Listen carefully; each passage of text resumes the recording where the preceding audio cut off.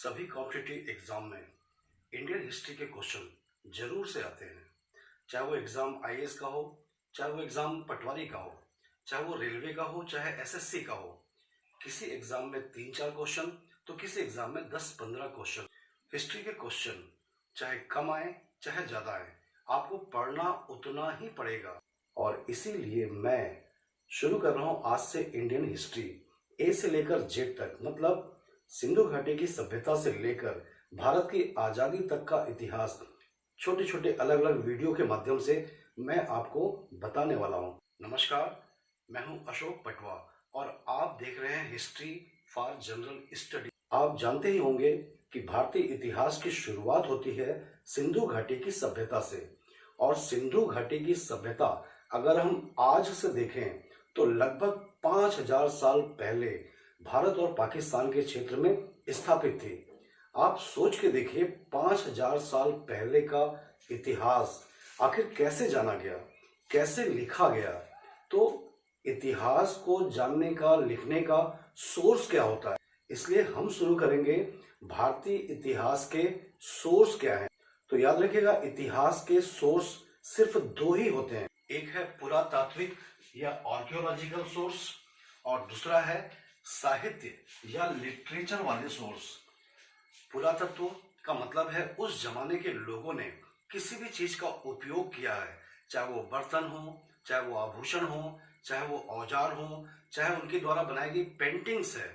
तो इन सब के माध्यम से उस जमाने के लोगों के बारे में जो लिखा जाता है वो होता है आर्कियोलॉजिकल सोर्स। और दूसरा है साहित्यिक स्रोत। उस जमाने के लोगों ने कुछ लिखा हो, चाहे वो बुक हो, चाहे वो कुछ भी हो सकता है, या उस जमाने के बारे में आगे चलकर किसी ने लिखा है, तो वहां से भी इतिहास को जानने में हमको मदद मिलती है।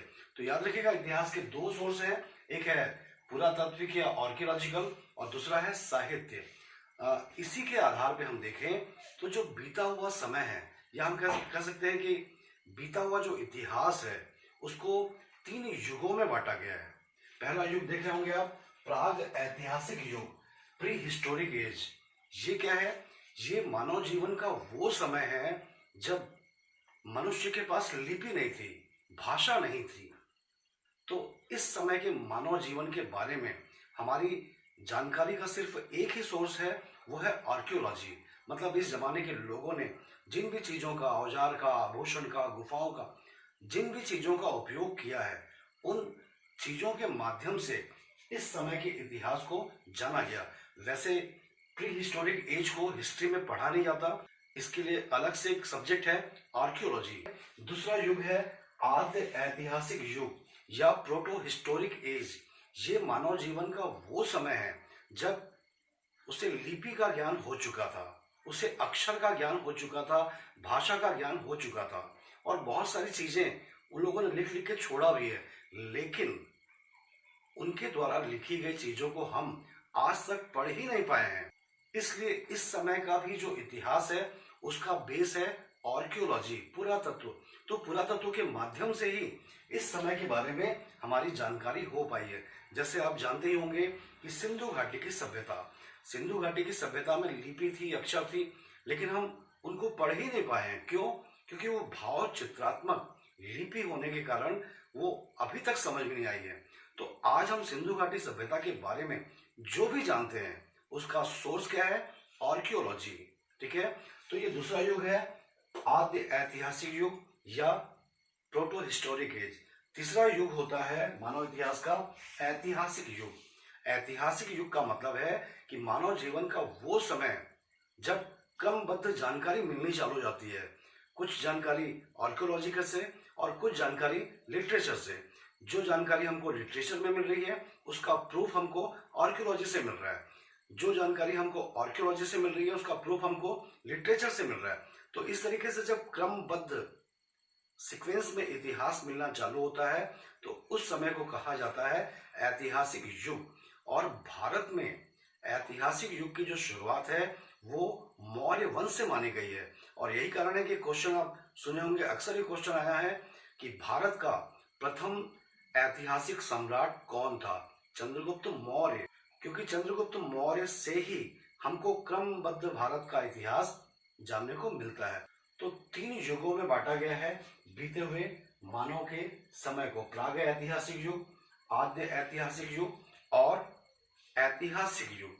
अब हम यहाँ पे आके देखते हैं कि प्राचीन भारतीय इतिहास के स्रोत। तो जैसा कि मैं आपको बता ही चुका हूँ, पुरातात्विक स्रोत आर्कियोलॉजिकल और दूसरा है लिटरेचर। तो हम सबसे पहले आज देखेंगे पुरातात्विक स्रोत को, फिर आगे आने वाली वीडियो में हम साहित्यिक स्रोत को देखेंगे। वैसे मैं आपको बता दूं कि दोनों सोर्स में से ज्यादा महत्वपूर्ण कौन सा है, ज्यादा प्रामाणिक कौन सा है। तो याद रखिएगा, साहित्यिक स्रोत को उतना प्रामाणिक नहीं माना जाता है, जबकि पुरातात्विक स्रोत अपने आप में प्रूफ है। ठीक है, तो इसीलिए पुरातात्विक स्रोत किसी भी वंश के, किसी भी समय के इतिहास को जानने में सबसे ज्यादा महत्वपूर्ण माना जाता है। तो आज हम इसी पुरातात्विक सोर्स, आर्कियोलॉजिकल सोर्स की बात करेंगे। तो पुरातात्विक सोर्स जो है उनमें कौन कौन सी चीजों को शामिल किया जाता है। तो पहला है अभिलेख, ठीक है, दूसरा है मुद्राएं और तीसरा है स्मारक वगैरह जो मिले हैं। हम पहली बात करें तो पहला है अभिलेख। अभिलेख का मतलब है कि उस जमाने के लोगों ने कुछ लिखा है। अब ये कैसे लिखा है, उसमें खंबे गाड़कर खंभों पर लिखा गया हो। तो ऐसे लेख जो खंभों पर लिखे गए हैं उसको कहा जाता है स्तंभ लेख। ठीक है, हम देखते हैं कुछ ऐसे अभिलेख हैं जो पहाड़ों की चट्टानों पर लिखे गए हैं, चट्टानों को काट कर उस पर लिखे गए हैं या बड़ी चट्टानों पर लिख दिए गए, वो कहलाते हैं शिलालेख। इसी प्रकार से हम देखें गुफा लेख। तो हमको मालूम है बहुत सारी गुफाएं हैं जहां पे बीते हुए समय के राजाओं ने या कॉमन मैन ने कुछ ना कुछ लेख लिखा है, उसको कहा जाता है गुफा लेख। इसी प्रकार से देखे होंगे प्रस्तर लेख, दीवारों पर जो लेख लिखे गए हैं उनको कहा गया है प्रस्तर लेख। इसी प्रकार से हम देखें ताम्रपत्र लेख। ताम्रपत्र लेख एक प्रकार से वसीयतनामा, जैसे आज करते हैं ना हम वसीयतनामा करते हैं, तो उस जमाने में प्राचीन काल में वसीयतनामा के रूप में ताम्रपत्र लेख का यूज किया जाता था। जैसे किसी को दान देना है, 5 गांव, 10 गांव, 20 गांव, तो बकायदा ताम्रपत्र में लिख कर दिया जाता था। तो वसीयतनामा की तरह ताम्रपत्र का उपयोग प्राचीन काल के भारत के लोगों ने किया था। तो ये है पुरातात्विक स्रोत का पहला हिस्सा अभिलेख। तो इन सबको, अब चाहे वो स्तंभ लेख हो, चाहे वो शिलालेख हो, चाहे वो गुफा लेख हो, चाहे वो कोई सा भी लेख हो, उसको सामूहिक रूप से अभिलेख कहा जाता है। और भारत में अभिलेख लिखने की जो परंपरा है वो किसने शुरू किया, तो याद रखिएगा सम्राट अशोक के द्वारा इसकी शुरुआत की गई। सम्राट अशोक को अभिलेख लिखने की प्रेरणा किससे मिली थी, क्वेश्चन अक्सर आता है।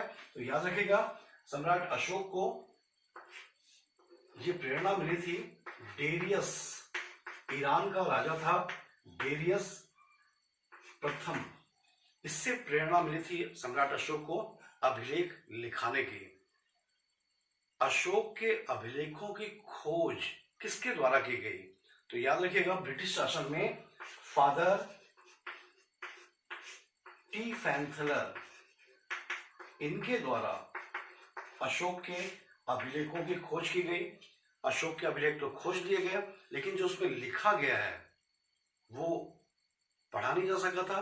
तो इसको सबसे पहले पढ़ने का काम किसके द्वारा किया गया, तो वो भी याद रखिएगा कि अशोक के अभिलेखों को सबसे पहले पढ़ने का श्रेय जो है वो है जेम्स प्रिंसेप नाम के विद्वान के नाम पर है। ठीक है, तो ये अशोक के द्वारा अभिलेख लिखाने की परंपरा चालू की गई।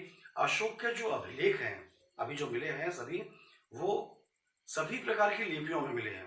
वैसे मैं आपको बता दूं कि जो वर्तमान भारत की सीमा है वहां जो अशोक के अभिलेख मिले हैं वो ब्राह्मी लिपि में लिखे हुए मिले हैं, और भारत से बाहर जो अभिलेख मिले हैं वो अन्य लिपियों में, जैसे खरोष्ठी लिपि। देखिए लिपियां जो है वो 2 प्रकार की होती हैं, आज भी तब भी। एक है ब्राह्मी लिपि और दूसरी है खरोष्ठी लिपि। ब्राह्मी लिपि जैसे हम लिखते हैं, यहां से चालू करते हैं लेफ्ट से और राइट की ओर जाते हैं, लेफ्ट टू राइट जब हम लिखते हैं तो ये लिपि कहलाती है ब्राह्मी लिपि। और इसी को हम संविधान की नजर से देखें तो ये लिपि क्या कहलाती है, देवनागरी लिपि। और इसमें लिखी जाने वाली मुख्य भाषाएं कौन सी है, हिंदी है, संस्कृत है, इंग्लिश है, बहुत सारी लैंग्वेज। यह कहने की अधिकांश भाषाएं जो है वो ब्राह्मी लिपि या देवनागरी लिपि में ही लिखी जाती है। दूसरी लिपि कौन सी है? खरोष्ठी लिपि। तो खरोष्ठी लिपि में हम देखें जितने भी मुस्लिम लैंग्वेज है, चाहे वो फारसी हो, अरबी हो, ये सारी भाषाएं जो है वो खरोष्ठी लिपि। खरोष्ठी लिपि कैसे होती है? राइट से चालू होती है लेफ्ट की ओर, राइट से चालू होती है लेफ्ट की ओर। अशोक का एक ऐसा भी अभिलेख मिला है जो दो लिपियों में लिखा गया है, दो भाषाओं में लिखा गया है। वो कौन सा अभिलेख है? वो आप जरूर याद रखिएगा। वो अभिलेख है सार-ए-कुना। और ये सार-ए-कुना अभिलेख जो है वो कहां से मिला है? अफगानिस्तान से मिला है। तो भारत में अभिलेख लिखाने की परंपरा जो है वो सम्राट अशोक के द्वारा शुरू की गई, और भारत में जो भी अभिलेख अशोक के मिले हैं वो ब्राह्मी लिपि में और प्राकृत भाषा में लिखे हुए हैं। और सिर्फ अशोक के अभिलेख ही नहीं, बहुत सारे अभिलेख हम देखें प्रमुख अभिलेखों में। तो अशोक के अभिलेखों की बात करें तो एक मेरठ से स्तंभ लेख मिला था अशोक का, ठीक है, उसको याद रखिएगा। इसी मेरठ अभिलेख की खोज फादर टी फैंसलर ने किया था। मतलब भारत में अशोक के अभिलेखों की खोज जो टी फैंसलर के द्वारा की गई थी वो किस अभिलेख से हुई थी? अशोक के मेरठ स्तंभ लेख से हुई थी। और ये मेरठ में था। इसको मेरठ से उठा के दिल्ली शिफ्ट करने का काम किसके द्वारा किया गया? फिरोज शाह तुगलक के द्वारा। इसी प्रकार से एक स्तंभ लेख टोपरा में मिला था, हरियाणा टोपरा में। तो वहां से दिल्ली शिफ्ट करने का काम किसने किया? फिरोज शाह तुगलक ने किया। तो फिरोज शाह तुगलक के द्वारा मेरठ और टोपरा को दिल्ली में शिफ्ट करने का काम किया गया अशोक के अभिलेखों को। और ये भी याद रखिएगा कि अशोक के अभिलेखों में सबसे पहले कौन सा अभिलेख खोजा गया? मेरठ। इसी प्रकार से अशोक के अभिलेखों हम देखें प्रयाग स्तंभ लेख, ये भी प्रयाग में नहीं था बल्कि बाजू में कौशाम्बी है, वहां था। वहां से इसको प्रयाग शिफ्ट करने का काम सम्राट अकबर के द्वारा किया गया। और प्रयाग स्तंभ लेख की खास बात मैं बताऊं आपको कि अशोक के इसी स्तंभ लेख में आगे चलकर समुद्रगुप्त के बारे में विस्तार पूर्वक वर्णन मिलता है। और ये वर्णन किसके द्वारा किया गया है? तो समुद्रगुप्त के जो दरबारी साहित्यकार थे हरिशयन, उनके द्वारा किया गया है। समुद्रगुप्त के बारे में इतना विस्तार से वर्णन इस प्रयाग अभिलेख में किया गया है कि इस अभिलेख को समुद्रगुप्त की आत्मकथा कहा गया है। ये कहा गया कि पत्थर में खुदी हुई आत्मकथा समुद्र की। किसको कहा गया है? प्रयाग अभिलेख को कहा गया है। मैं आपको बता दूं समुद्रगुप्त को भारत का नेपोलियन कहा गया है। नेपोलियन ने 17 या 18 युद्ध किए थे। भारतीय नेपोलियन समुद्रगुप्त कुल 100 युद्ध किया था और 100 के 100 युद्ध जीता था। इसीलिए समुद्रगुप्त को 100 युद्धों का विजेता भी कहा गया है। और समुद्रगुप्त के ये 100 के 100 विजय का उल्लेख किसी साहित्य में नहीं मिलता है। ये उल्लेख मिलता है प्रयाग अभिलेख में हरिशयन के द्वारा। अगर ये अभिलेख नहीं मिला होता, मान लीजिए नहीं मिला होता, तो हम समुद्रगुप्त के बारे में कोई खास जानकारी हमारे इतिहासकारों को नहीं हो पाती। तो यही कारण है कि पुरातात्विक स्रोत बहुत महत्वपूर्ण होते हैं किसी भी समय के इतिहास को जानने में। तो प्रयाग अभिलेख के बाद हम देखें अशोक का ही सारनाथ स्तंभ लेख, हालांकि लघु स्तंभ लेख है लेकिन ये इतना महत्वपूर्ण है कि आपको मालूम ही होगा कि भारत सरकार का राष्ट्रीय चिन्ह जो 4 शेरों का चिन्ह है वो कहां से लिया गया है? इसी सारनाथ स्तंभ लेख से लिया गया है। इसी प्रकार हम देखें बेसनगर अभिलेख, एक यूनानी राजदूत था, क्या नाम था उसका? हेलियोडोरस। वो भारत आया और कहां पे आया? बेसनगर में आया। बेसनगर ये कहां पर है? ये एमपी में है और इसको आज के समय में विदिशा कहा गया है। विदिशा का नाम सुने होंगे, बेतवा नदी के किनारे पर है, तो इसीलिए इसका नाम बेतवती भी हुआ और बहुत पहले इसको बेसनगर कहा जाता था। तो खैर यूनानी राजदूत हेलियोडोरस आया और वो वैष्णव संप्रदाय को मानता था। तो वैष्णव संप्रदाय के लिए ही उसने क्या किया? बेसनगर में गरुड़ स्तंभ लेख की स्थापना किया। तो आप जरूर याद रखिएगा कि गरुड़ स्तंभ लेख कहां पर है? बेसनगर में। और इसको किसके द्वारा उत्कीर्ण कराया गया? यूनानी राजदूत हेलियोडोरस के द्वारा उत्कीर्ण कराया गया, ठीक है। और इसी प्रकार से हम देखें मेहरौली, दिल्ली के पास में मेहरौली है, वहां से भी एक स्तंभ लेख मिला है और इस स्तंभ लेख से चंद्रगुप्त विक्रमादित्य के बारे में बहुत सारी महत्वपूर्ण जानकारी मिलती है। ठीक है, और इसी प्रकार हम देखें रामगढ़ अभिलेख। रामगढ़ अभिलेख इतना महत्वपूर्ण है कि इसी रामगढ़ अभिलेख से पहली बार ये पता चलता है कि मंदिरों में देवदासी को रखे जाने का जिक्र होता है। देवदासियां हुआ करती थी मंदिर में सेवा सत्कार के लिए, तो देवदासियों को मंदिरों में रखने की शुरुआत का उल्लेख हमको कहां से मिलता है? रामगढ़ अभिलेख से मिलता है। इसी प्रकार एक और महत्वपूर्ण अभिलेख है एरण अभिलेख, और एरण अभिलेख इतना महत्वपूर्ण है कि ये भारत में सती प्रथा का पहला उल्लेख है। देखिए, सती प्रथा भारत में बहुत पहले से नहीं थी, वैदिक काल में भी नहीं थी, इवन गौतम बुद्ध के समय में भी नहीं थी, इवन मौर्य वंश के समय में भी नहीं थी। तो भारत में सती प्रथा की शुरुआत कब से हुई? ये कुप्रथा भारत में शुरू हुई कब से? गुप्त काल से, गुप्त वंश के इतिहास से शुरू हुई। कैसे आप कह सकते हैं? कहने का आधार है एरण अभिलेख। एरण अभिलेख के पहले किसी भी साहित्य में और किसी भी अभिलेख में सती प्रथा का उल्लेख नहीं हुआ है। एरण अभिलेख कब का है? एरण अभिलेख है गुप्त वंश के समय का। कहां पर है? ये एमपी में सागर नाम का जिला है, वहां एक गांव है एरण, वहां से अभिलेख गुप्त वंश के समय का मिला है, जिसमें भारत में सती प्रथा का पहली बार जिक्र हुआ है। तो आप अंदाजा लगा सकते हैं कि कितनी महत्वपूर्ण जानकारी हमको पुरातात्विक सोर्स से मिल जाती है। ठीक है, इसी प्रकार हम देखें हाथी गुम्फा अभिलेख।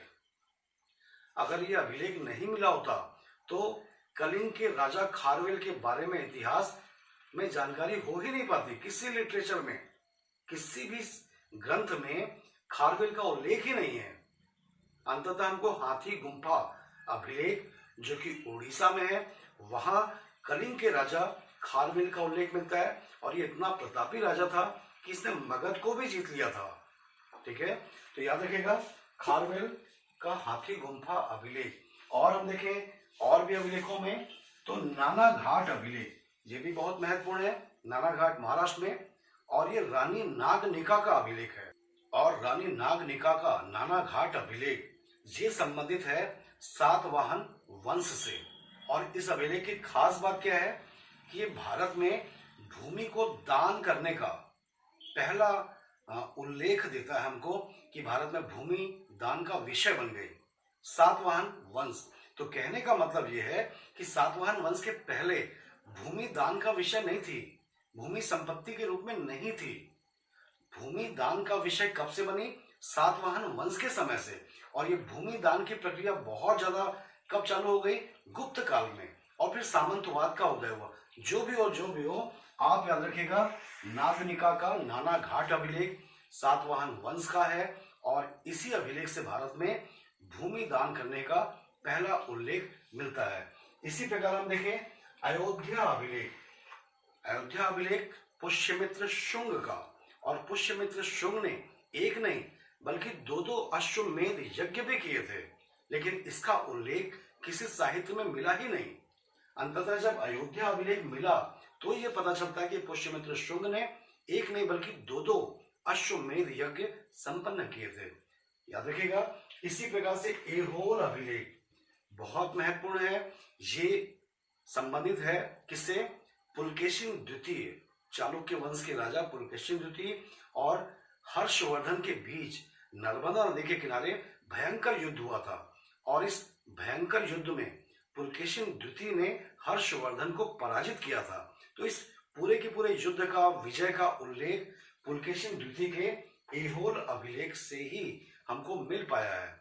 इसी प्रकार से एक और अभिलेख महत्वपूर्ण है जूनागढ़ अभिलेख, और ये जूनागढ़ अभिलेख संबंधित है शक वंश के राजा रुद्रदामन से।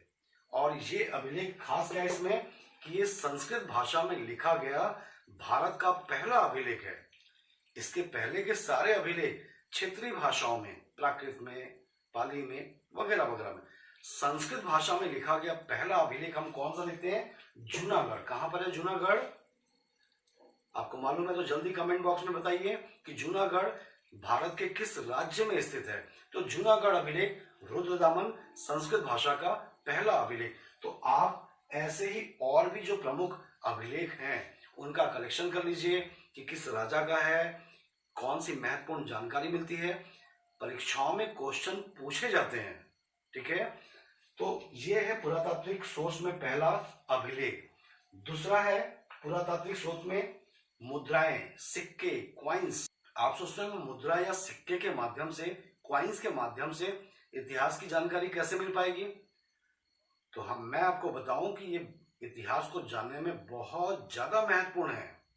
मान लीजिए किसी राजा के सिक्के बड़े पैमाने पर इस राज्य से मिल रहे हैं, उस राज्य से मिल रहे हैं, उस राज्य से मिल रहे हैं, चार राज्य से मिल रहे हैं।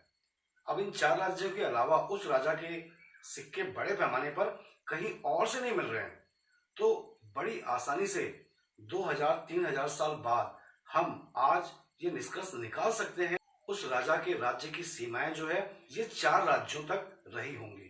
कितनी आसानी से आप 2000 साल बाद ये निष्कर्ष निकाल सकते हैं।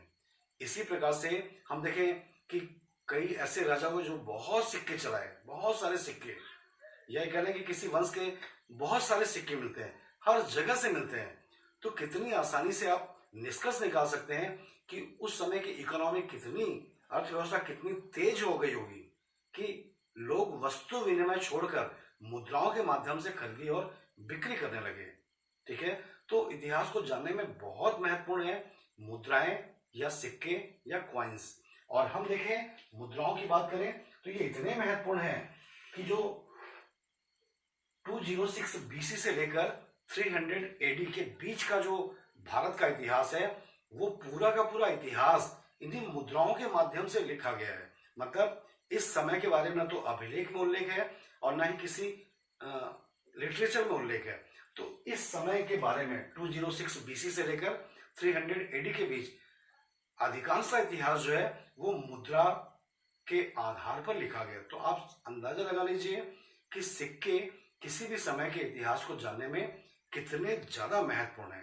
ठीक है, और हम देखें सिंधु घाटी की सभ्यता से ही हमको मुद्राएं मिलनी चालू हो जाती हैं और सिंधु घाटी सभ्यताओं की मुद्राओं और मुहरों में बहुत सारे लेख भी मिले हैं। ये दुर्भाग्य है कि आज तक हम उसको पढ़ ही नहीं पाए हैं। कंप्यूटर भी उसमें लगाया गया तो भी उसको पढ़ने में सफलता नहीं मिल पाई है। जिस दिन सफलता मिल जाएगी यकीन जानिए सिंधु घाटी सभ्यता के बारे में बहुत सारी नई नई जानकारियां सामने आ जाएंगी। जो भी हो, तो मुद्राएं हमको सिंधु घाटी की सभ्यता से मिलनी चालू हो जाती हैं लेकिन पढ़ नहीं पाए। इसी प्रकार से हम देखते हैं आर्य लोगों के द्वारा निष्क का प्रयोग मुद्रा के रूप में किया जाता था। निष्क क्या है? ये सोने का टुकड़ा होता था और इस सोने के टुकड़ा का उपयोग आर्य लोग मुद्रा के रूप में करते थे। खरीदारी करना है, बेचना है के रूप में यूज करते थे। वैसे मैं आपको बता दूं कि आर्य लोग मुद्रा के रूप में निष्क का उपयोग भी करते थे और गाय भी वस्तु विनिमय का एक बहुत बड़ा साधन थी। जैसे मान लीजिए मेरे पास चावल है, आपके पास गेहूं है, ठीक है, तो मैं आपको चावल दे दिया, आपने को गेहूं दे दिए। लेकिन मान लीजिए मेरे पास चावल ही नहीं है लेकिन मेरे को गेहूं चाहिए, मेरे पास गाय है, तो गाय भी इस कार्य के लिए स्वीकार कर ली जाती थी। तो बहुत महत्वपूर्ण याद रखिएगा, निष्क और गाय ये मुद्रा के रूप में उपयोग किया गया आर्यों के द्वारा। ठीक है, और इसी प्रकार हम देखें आहत मुद्राएं, ये गौतम बुद्ध का समय है। गौतम बुद्ध, महावीर स्वामी, कहने का मतलब 6वीं शताब्दी ईसा पूर्व 600 बीसी के समय के भारत में जो मुद्राएं होती थी वो कहलाती आहत मुद्राएं, या इसी को हम अंग्रेजी में कहें पंच मार्क क्वाइंस। पंच करके मार्किंग करते थे। किसकी मार्किंग करते थे? कुछ ना कुछ चिन्ह, जैसे मोर का चिन्ह बना दिए, या जैसे कुछ व्यापारियों की कमेटी है तो उस व्यापारी कमेटी का जो मुन होता था उसका चिन्ह बना दिए। तो इस तरीके से पंच करके, मार्किंग करके ये मुद्राएं बनाई जाती थी। इसलिए इनको आहत मुद्रा या पंच मार्क क्वाइंस कहा गया। आप याद रखिएगा किस समय पर चलती थी आहत मुद्राएं, तो 600 बीसी में ये भारत में बहुत ज्यादा प्रचलित थी। ये समय गौतम बुद्ध और महावीर स्वामी का समय था।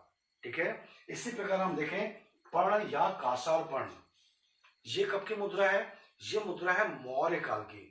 देखिए मौर्य काल में जो रुपया पैसा होता था उसको पर्ण कहा जाता था। जैसे हम बोलते हैं ना बोलचाल में कि रुपया पैसा होना चाहिए, तो वैसे रुपया पैसा मुद्रा का नाम पर्यायवाची कर सकते हैं पण, ठीक है। अब ये पण जो है वो 4 धातुओं में हुआ करती थी मौर्य काल में। सोने का पण, ठीक है, चांदी का पण, कांसे का पण और तांबे का पण, ठीक है। अब इन चारों धातुओं के पणों में सबसे ज्यादा प्रचलित पण या सबसे ज्यादा लेन देन में स्वीकार होने वाला जो पण था वो बना था कांसे का। तो यही कारण है कि जो कांसा पण है, कांसे का बना हुआ पण है, वो सबसे ज्यादा लोकप्रिय मुद्रा थी मौर्य काल में। याद रहेगा सभी को, पण या कांसापण किस समय में बहुत ज्यादा प्रचलित थी? मौर्य काल में। इसी प्रकार हम देखें भारत में स्वर्ण मुद्राओं का प्रचलन सबसे पहले किस समय से हुआ? तो याद रखिएगा भारत में स्वर्ण मुद्राओं का प्रचलन इंडो ग्रीक या इंडो यूनानी शासकों के द्वारा किया गया। ऐसे यूनानी शासक जो भारत में आके भारत में राज कर रहे थे, उन्हीं के द्वारा भारत में पहली बार स्वर्ण मुद्राओं का प्रचलन चालू किया गया है। और साथ में इन्हीं इंडो ग्रीक शासकों के द्वारा भारत में पहली बार व्यवस्थित मुद्रा प्रणाली भी शुरू की गई। देखिए स्वर्ण मुद्रा तो समझ में आता है, पहली बार शुरू किया। ये व्यवस्थित मुद्रा प्रणाली का मतलब क्या है? तो याद रखिएगा व्यवस्थित मुद्रा प्रणाली का मतलब है कि उस मुद्रा में बहुत सारी जानकारी होना कि किस राजा ने चालू किया, कब से चालू किया, किस उपलक्ष्य में चालू किया, किसको समर्पित देवी देवता जो भी है को चालू किया। तो ये सारी जानकारियां जब मिलती है किसी मुद्रा से तो उसको कहा जाता है व्यवस्थित मुद्रा। तो व्यवस्थित मुद्रा प्रणाली भारत में किन लोगों ने शुरू किया है? Indo Greek. और इंडो ग्रीक लोगों ने ही क्या शुरू किया? भारत में स्वर्ण मुद्राओं का प्रचलन शुरू किया। और हम देखें सातवाहन वंश, इनकी खास बात क्या है? तो इनकी खास बात यह है कि सातवाहन वंश के राजाओं ने बहुत सारी धातुओं के सिक्के चलाए, बहुत सारे। देखिए जो सामान्य धातु था सोना, चांदी, तांबा, कांसा, सातवाहन वंश के राजाओं ने और भी अनेक धातुओं के सिक्के चलाए। शीशे के सिक्के चला दिए, प्रोटीन के सिक्के चला दिए। बहुत सारी धातुओं के सिक्के चलाने के लिए कौन सा वंश जाना गया है? तो आप याद रखिएगा सातवाहन वंश बहुत सारी धातुओं के सिक्के चलाने के लिए इतिहास में जाना गया है। हम देखें मुद्राओं के मामले में कुषाण वंश का उल्लेख स्पेशली किया जाता है। क्यों? क्योंकि सबसे ज्यादा अगर मुद्राएं मिली हैं भारत में तो वो कुषाण वंश की मुद्राएं मिली हैं। बहुत सारी जगह से मिली है, बहुत सारी मिली है, बहुत सारी जगह से मिली है। कहने का मतलब ये है कि कुषाण वंश, जैसा कि मैं आपको पहले बता चुका हूं कि अगर बहुत जगह से बहुत सारी मुद्राएं मिलती हैं, बहुत सारी, तो इसका मतलब क्या है कि उस समय का अर्थव्यवस्था जो है काफी फास्ट रही होगी। तो ये श्रेय जो है कुषाण वंश को जाता है। आप याद रखिएगा भारत में सबसे ज्यादा तांबे के सिक्के किस वंश के मिले हैं? तो याद रखिएगा कुषाण वंश के मिले हैं। देखिए आम जो लेन देन होता है, दैनिक हमको खरीदारी बिक्री करनी होती है, वो सोने के सिक्के में तो होगी नहीं, छोटी मुद्राओं में होती है, तांबा या कांसा। तो तांबे के सिक्के अगर सबसे ज्यादा मिले हैं तो कुषाण वंश के मिले हैं। इससे आप ये निष्कर्ष निकाल सकते हैं कि इस समय की इकोनॉमी में मुद्रा का रोल क्या रहा होगा, क्वाइंस का रोल कितना ज्यादा बढ़ गया होगा कि भारत में जगह जगह से कुषाण वंश के तांबे के सिक्के मिलते हैं। दूसरी चीज, भारत में सबसे शुद्ध सोने के सिक्के इसी कुषाण वंश के शासकों ने ही शुरू किए। वैसे तो सबसे ज्यादा सोने के सिक्के गुप्त वंश के राजाओं ने चलाए, लेकिन उनके सोने के सिक्कों में मिलावट था, जबकि कुषाण वंश के सोने के जो सिक्के मिले हैं उसमें प्योरिटी ज्यादा थी, शुद्धता ज्यादा थी। ठीक है, तो यहाँ पे दो चीजें याद रखिएगा, सबसे ज्यादा तांबे के सिक्के और सबसे शुद्ध सोने के सिक्के भारत में किस वंश के समय में चलाए गए? कुषाण वंश के समय में चलाए गए। इसी प्रकार हम देखें गुप्त वंश, अभी जिक्र किया था मैं कि भारत में सबसे ज्यादा सोने के सिक्के गुप्त वंश के समय में चलाए गए। लेकिन इन सोने के सिक्कों की खास बात यह है कि इसमें मिलावट थी, मतलब ऊपर से सोने की पॉलिश थी, अंदर से कुछ और धातु। क्यों ऐसा? अब ये तो पता नहीं, लेकिन ये स्पष्ट हो जाता है कि इनकी इकोनॉमी कुषाण वंश की तुलना में अच्छी नहीं रही होगी। ठीक है, दूसरी चीज, गुप्त वंश के सिक्के उतने ज्यादा नहीं मिले, कहीं कहीं से मिले, भंडार इनका कहीं कहीं से मिला है। तो इसका मतलब सिक्के इकोनॉमी में उतने ज्यादा फैले भी नहीं थे। सोने के सिक्के वैसे भी सेंट्रलाइज होते हैं, तो गुप्त वंश की इकोनॉमी उतनी अच्छी नहीं थी जितनी अच्छी कुषाण वंश की थी। ये इन सिक्कों के माध्यम से आप इतने साल बाद निष्कर्ष निकाल सकते हैं। ठीक है, और हम देखें गुप्त वंश के सिक्कों की खास बात, तो इस समय में जो सोने के सिक्के थे गुप्त वंश के समय में, उसको दिनार कहा जाता था। आप याद रखिएगा, क्या कहा जाता था? दिनार। जो कि सऊदी अरब उधर जाए तो आपको अभी मुद्रा के रूप में क्या नाम मिलेगा? दिनार। तो ये दिनार सोने के सिक्के थे गुप्त वंश के समय में। और गुप्त वंश के समय में जो चांदी के सिक्के होते थे उनको नाम दिया गया था रूपिका। रूपिका। भारत में जो रुपया शब्द है, और रूपिका का मतलब भी होता है चांदी। चांदी का पर्यायवाची है रूपिका। तो आज का जो रुपया शब्द है वो इसी रूपिका से ही बना हुआ है। जो भी हो, तो ये गुप्त वंश के समय की मुद्राएं थी, दिनार सोने की और रूपिका चांदी की। ठीक है, हम देखें गुप्त वंश के बाद जो गुप्तोत्तर वंश कहते हैं, गुप्त वंश के बाद को, जैसे हर्षवर्धन, राजपूत युग वगैरह वगैरह, एकाएक सिक्के मिलने बंद हो गए। सिक्कों का, मुद्राओं का प्रचलन समाप्त हो गया। गुप्त वंश के बाद जो भी मिला है वो कौड़ियां मिली है। मतलब लोग दैनिक खरीदारी में कुछ भी खरीदना बेचना तो किसके माध्यम से? मुद्रा या सिक्के के माध्यम से नहीं, बल्कि कौड़ियों के माध्यम से लोग खरीदारी और बिक्री करते थे। तो कहने का मतलब इकोनॉमी बिल्कुल गड़बड़ हो चली थी गुप्त वंश के बाद। आप कितनी आसानी से निष्कर्ष निकाल सकते हैं, इतनी गड़बड़ हो चुकी थी इकोनॉमी कि मुद्रा के बदले में कौड़ियों का प्रचलन था। और कौड़ियों को क्या कहते थे? कापरदक कहा जाता था। और एक बात आप स्पेशली याद रखिएगा कि मध्यकालीन भारतीय इतिहास में एकमात्र हिंदू राजवंश जिसने सोने के सिक्के चलाए थे वो राजवंश था कलचुरी। आप नाम सुनेंगे कलचुरी वंश का, जो कि जबलपुर से लेकर छत्तीसगढ़ के एरिया में था। तो इसी कलचुरी वंश के राजाओं ने सोने के सिक्के चलाए, और मध्यकाल में ऐसा करने वाला ये एकमात्र हिंदू राजवंश था सिक्कों के मामले में। इस मामले में आप याद रखिएगा, एग्जाम के हिसाब से महत्वपूर्ण है। ठीक है, तो हम देख चुके हैं क्या पुरातात्विक स्रोत कौन कौन से, उसमें पहला अभिलेख, दूसरा मुद्राएं या सिक्के, और तीसरा क्या है? स्मारक। जो भी चीजें खुदाई के बाद, भवन है, मंदिर है, बहुत सारी चीजें मिली हैं, तो इनसे भी हमको इतिहास जानने में बहुत मदद मिलती है। जैसे हम देखें सिंधु घाटी सभ्यता, तो सिंधु घाटी सभ्यता में जब खुदाई की गई तो मोहनजोदड़ो का जो विशाल स्नानागार मिला है, ग्रेट बाथ, इससे पता चलता है कि उनका जो निर्माण करने की तकनीकी थी कितनी ज्यादा विकसित हो चुकी थी कि स्विमिंग पूल वो डिजाइन कर लेते थे। उनके भवन देखें, उनकी सड़कें देखें, कुल मिला के स्मारक से भी इतिहास को जानने में बहुत मदद मिलती है। लेकिन सिंधु घाटी सभ्यता के बाद हम देखें तो भारत में चूंकि शहरी सभ्यता नहीं थी, ग्रामीण सभ्यता का विकास हुआ, इसलिए जो भवन या स्मारक होते थे वो लकड़ियों के बनते थे। जैसे कुम्भहार नाम की जगह, ये बिहार में पटना के पास है, और यहाँ से चंद्रगुप्त मौर्य के समय का कह लीजिए कि महल कह सकते हैं, उसका अवशेष मिला है। लेकिन ये किससे बना हुआ है? लकड़ी से बना हुआ था, इसलिए सिर्फ अवशेष मिला है, कोई पुख्ता जानकारी अभी तक नहीं मिल पाई, क्योंकि लकड़ी सड़ जाती है, खराब हो जाती है। और हम देखें तो अशोक के समय से हम देखते हैं कि पत्थर का उपयोग किया जाने लगा, ईंटों का उपयोग किया जाने लगा। तो अशोक के समय से हम देखते हैं स्तूप, ये भी काफी कुछ मिले हैं। आप याद रखिएगा भारत का सबसे प्राचीन स्तूप कौन सा है? तो आप याद रखिएगा पिपरहवा। कहाँ देखो? पिपरहवा नाम की जगह पे जो स्तूप मिला है वो भारत का सबसे प्राचीन स्तूप है, जो कि यूपी में बस्ती जिले से मिला है। भारत का सबसे बड़ा स्तूप कौन सा है? तो मालूम ही होगा आपको, सांची से मिला है भारत का सबसे बड़ा स्तूप। और पिपरहवा भी, सांची भी, इन सब स्तूप का निर्माण किसके समय में हुआ है? सम्राट अशोक के समय से हुआ है। अब आपके मन में ये सवाल आता ही होगा कि पूरे विश्व का सबसे बड़ा स्तूप कौन सा है? क्या सांची है क्या जो भारत का है? जी नहीं, पूरे विश्व का सबसे बड़ा स्तूप है वो है बोरोबुदुर। मैं यहां लिख देता हूं, बोरोबुदुर।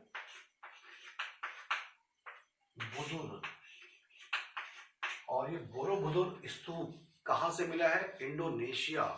ये पूरे विश्व का सबसे बड़ा स्तूप है।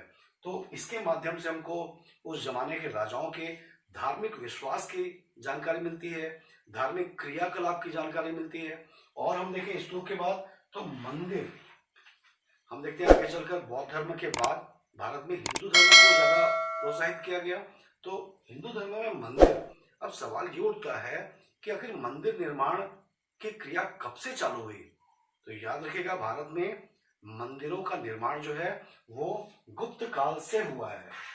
गुप्त काल के पहले भारत में कोई मंदिर नहीं था।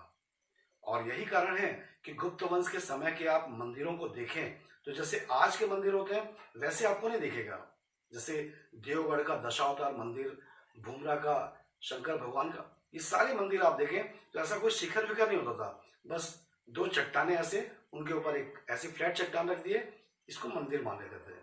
लेकिन समय के साथ साथ क्या हुआ, वास्तुकला का विकास हुआ, और जैसे जैसे वास्तुकला का विकास हुआ वैसे वैसे क्या हुआ कि मंदिर निर्माण की शैलियां डेवलप होने लग गई। और आज हम देखें, उस जमाने से लेकर आज तक हम देखें तो मंदिर निर्माण कला की तीन शैलियां हैं। एक है नागर शैली, दूसरी है बेसर शैली, और तीसरी है द्रविड़ शैली। आप उत्तर भारत के मंदिर देखे होंगे तो ये मंदिरों का शिखर कैसा होता है, ऐसा होता है, इस प्रकार के मंदिर होते हैं। तो जो ये शिखर वाले हैं, इस शिखर को रेखी शिखर कहा जाता है। और उत्तर भारत के सारे मंदिर लगभग ग्वालियर का एक तेली का मंदिर, उसको छोड़ दें, ग्वालियर का तेली का मंदिर जो है वो नागर शैली में नहीं है, वो द्रविड़ शैली में, तो उसको छोड़ दें आप, तो बाकी सारे मंदिर इसी प्रकार के रेखी शिखर वाले होते हैं। और ये रेखी शिखर वाले मंदिर कौन से होते हैं, नागर शैली, उत्तर भारत में। ठीक है, आप दक्षिण भारत में चले जाएं तो वहां शिखर ऐसा नहीं होता, बल्कि चतुष्कोणीय शिखर पाया जाता है। इस प्रकार से ये मंदिर होता है, इसका शिखर होता है, तो ये द्रविड़ शैली के मंदिर होते हैं। और द्रविड़ शैली के मंदिरों की सबसे प्रमुख विशेषता क्या है, परीक्षाओं में अक्सर पूछा गया है, तो आप याद रखिएगा कि द्रविड़ शैली के मंदिर की सबसे प्रमुख विशेषता है गोपुरम। अब ये गोपुरम क्या है, ये गोपुरम का मतलब है मंदिर का प्रवेश द्वार। देखिए, दो प्रवेश द्वार होते हैं मंदिर के, देखे होंगे, एक तो ये मंदिर का ये प्रवेश द्वार, और एक इसके चारों ओर का जो कैंपस है, इस कैंपस का ये जो प्रवेश द्वार है। ठीक है, ये जो प्रवेश द्वार, तो ये जो बाहर वाला प्रवेश द्वार है इसी को गोपुरम कहा जाता है। और ये बाहर वाला जो प्रवेश द्वार है द्रविड़ शैली के मंदिरों में इतना बड़ा, इतना विशाल होता है कि मंदिर छोटे, गोपुरम बड़े होते हैं। और यही कारण है कि गोपुरम द्रविड़ शैली की सबसे प्रमुख विशेषता मानी गई है। द्रविड़ शैली के मंदिरों में अक्सर पूछा गया है कि बृहदेश्वर मंदिर कहाँ पर है, राज राजेश्वर मंदिर कहाँ पर है, अक्सर पूछा गया है। आपको बता दूं 217 फीट ऊंचा मंदिर है ये, मतलब यहां से लेकर यहां तक 217 फीट की ऊंचाई वाला मंदिर है।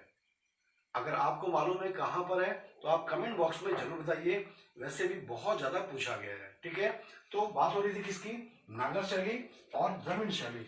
ये नागर शैली के मंदिर, ये द्रविड़ शैली के मंदिर। अब बच गए बेसर शैली, उत्तर भारत और दक्षिण भारत के बीच में, या इसको आज के हिसाब से मैं बताऊं तो उड़ीसा से कर्नाटक का जो बेल्ट है, उड़ीसा से कर्नाटक का जो एक बेल्ट बनेगा, वहां पर बेसर शैली के मंदिर होते हैं। बेसर शैली के मंदिर की खास बात क्या है, तो बेसिक ऐसे ही रहेगा कि इस प्रकार का शिखर रहेगा। ठीक है, और इस शिखर के साथ साथ छोटे छोटे और भी बहुत सारे शिखर होंगे। तो कुल मिला के मंदिर को पर्वत नुमा दिखाने के लिए बहुत सारे शिखर का उपयोग किया जाता है। ये कहलाता है बेसर शैली के मंदिर। ठीक है, तो मंदिर निर्माण की शैलियां विकसित हुई, और तीन प्रकार की शैली, नागर शैली, बेसर शैली और द्रविड़ शैली। शैलियों से याद आया, मूर्ति निर्माण कला की भी तीन शैलियां ही होती हैं, गांधार शैली, मथुरा शैली और अमरावती शैली। और यहाँ पर यह भी याद रखिएगा कि जैसे मंदिर निर्माण कला का जन्म कब से हुआ है, गुप्त काल से हुआ है, गुप्त वंश से ही भारत में मंदिर निर्माण की प्रक्रिया चालू हुई। वैसे मूर्ति निर्माण की अगर हम बात करें तो भारत में मूर्ति निर्माण कला का जन्म कुषाण वंश के समय में हुआ है। और भारत में बनने वाली पहली मूर्ति किसकी थी, तो याद रखिएगा, भारत में बनने वाली पहली मूर्ति गौतम बुद्ध की थी। फिर आगे चलकर हिंदू धर्म में भी मूर्तियां आ गई। तो इस तरीके से हम देखते हैं ये स्मारक भी इतिहास को जानने में बहुत मदद करते हैं। तो ये था पुरातात्विक स्रोत, सोर्स कह लीजिए आर्कियोलॉजिकल, जिनके माध्यम से हम इतिहास को बहुत अच्छी तरह जान पाए हैं। इतिहास को जानने का दूसरा सोर्स है साहित्य, लिटरेचर, जिसके बारे में मैं आपको अगली वीडियो में बताऊंगा। अगर आपको ये वीडियो पसंद आया हो, आपके एग्जाम के हिसाब से उपयोगी लगा हो, तो वीडियो को लाइक जरूर करिएगा, चैनल को सब्सक्राइब जरूर करिएगा, और हाँ, इस वीडियो को उन तक जरूर पहुंचा दीजिएगा जो कॉम्पिटिटिव एग्जाम दे रहे हैं और जीएस में हिस्ट्री का प्रिपरेशन कर रहे हैं। आपने समय दिया, इसके लिए बहुत बहुत धन्यवाद।